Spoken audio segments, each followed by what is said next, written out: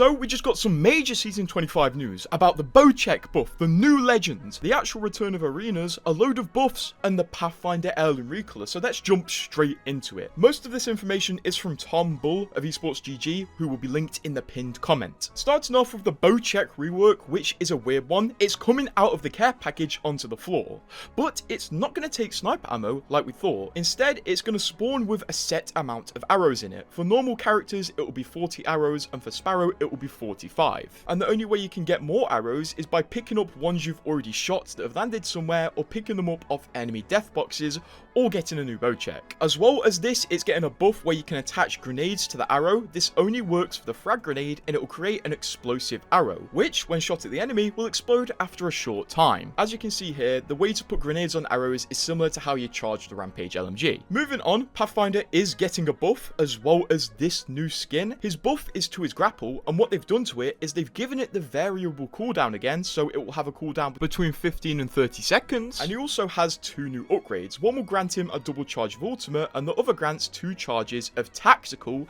in exchange for the variable cooldown. As well as this, the Zipline Zen upgrade now reduces your damage taken from 25% to 50% with its new buff, which is pretty powerful. Additionally, and this is a big buff, in Season 25, the Wingman is getting a buff where you can equip the laser sight to it, seemingly allowing better hipfire control, which is huge, and Respawn have adjusted its fire rate a bit. Also, in Season 25, contrary to rumours, the P2020s are actually getting a nerf, with a significant reduction to the magazine size, which shouldn't be a problem to players who can hit their shots. So basically, I'm screwed. As Tom does note in his article, Season 25 is going to be a bad season for campers, with the new legend Spyro and straight up explosive arrows being put into the game, which is going to be insane.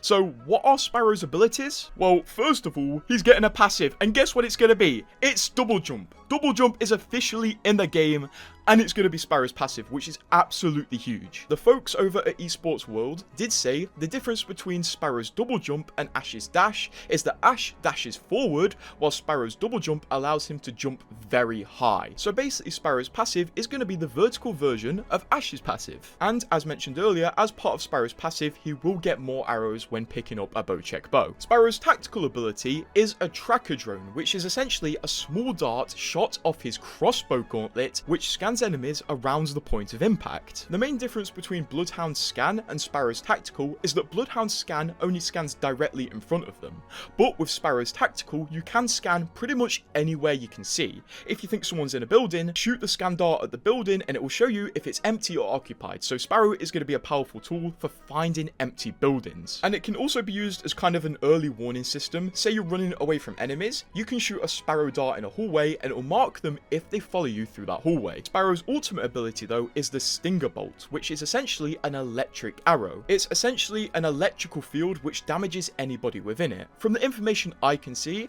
it seems to do 20 damage in 6 ticks, so it has the potential to do 120 damage to enemies who don't move away from it, making it very powerful and a big area denial tool.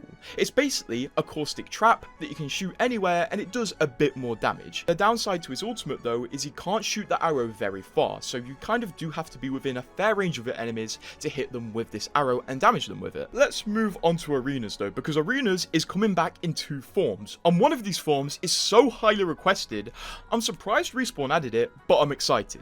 So obviously, arenas is returning to the game for the first time since Season 15, which is pretty crazy, and it's going to be returning not as a permanent mode, but a limited time mode for the first half of Season 25.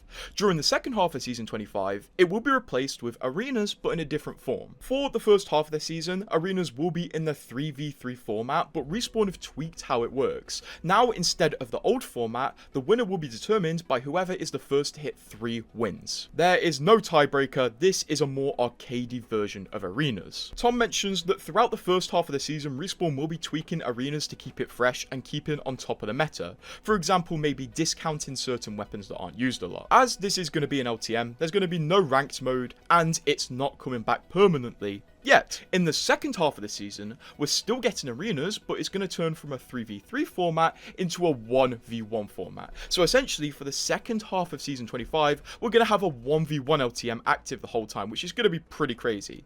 Apparently, the matches are pretty quick, and they go down pretty much in 5 minutes, and it's apparently a great way to warm up, which doesn't surprise me. This is going to be mad cool. I'm glad arenas is returning, and I'm also glad Respawn are changing a few things. Hopefully, if they change enough, it could be worth coming back as a permanent mode. Additionally, Ranked is going to be seeing many changes in season 25, and weirdly enough, changes to the ranked rewards, which is going to be pretty huge. Tom does mention that dive trails are going to be returning in season 25 as a ranked reward. However, it's not going to work like it used to. Instead of being rewarded for your rank at the end of the split or season, it's instead going to be connected to the return of ranked rumble, which is going to be the main source of ranked rewards in Apex. Ranked rumble is going to be coming back in a new form of ranked weekend, where there's going to be a ranked ladder of 100 players of similar skill, and you'll play ranked matches to earn points towards the leaderboard, which is completely separate from your rank. Essentially, the information is still a bit murky about this ranked ladder system,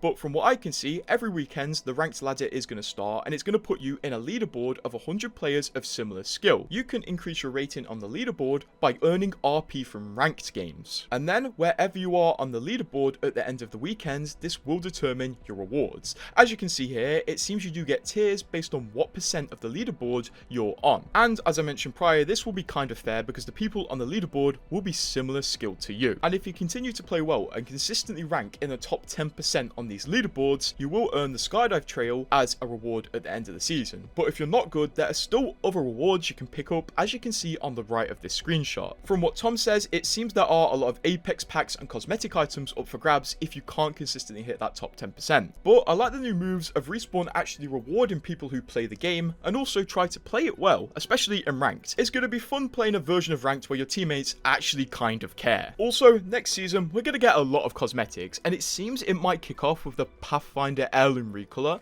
In some of the screenshots floating about of next season, Pathfinder's got these in his hands.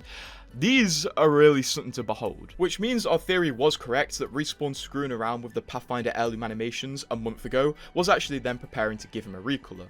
Honestly, the recolor seems solid. I like that it does change their appearance a lot for just a simple texture recolor, so it's not bad. We can also see a new Bangalore skin featured here, which is probably in the same collection event or milestone event as this Pathfinder recolor. Also, throughout several screenshots Respawn provided to the press, we can see several new skins which will be coming up, including Spyro skins, where he literally looks like Robin. This is a crazy skin. A Fuse skin, where I don't even know what you could describe this skin as. It's kind of throwing me off. We also see this ballistic skin, which honestly, I kind of like. He looks fresh. He looks like some sort of old guy hype beast who buys trainers and hangs out with 15-year-olds. And also, Catalyst has this really cool skin. I think I might have to pick this one up, providing it's in a collection event. And in the background of this image, by the way, it's Encore, an arenas map which hasn't returned to the game for 10 seasons, but it's finally coming back. So a lot of players may be experiencing this map for the first time if they just started Apex recently. We don't have the exact patch notes yet, and I do get access to the new build of Apex on Sunday and Monday to stream it to you guys. So if you have any burning questions or stuff you want me to experiment with, now's the time to comment it and subscribe so you don't miss it.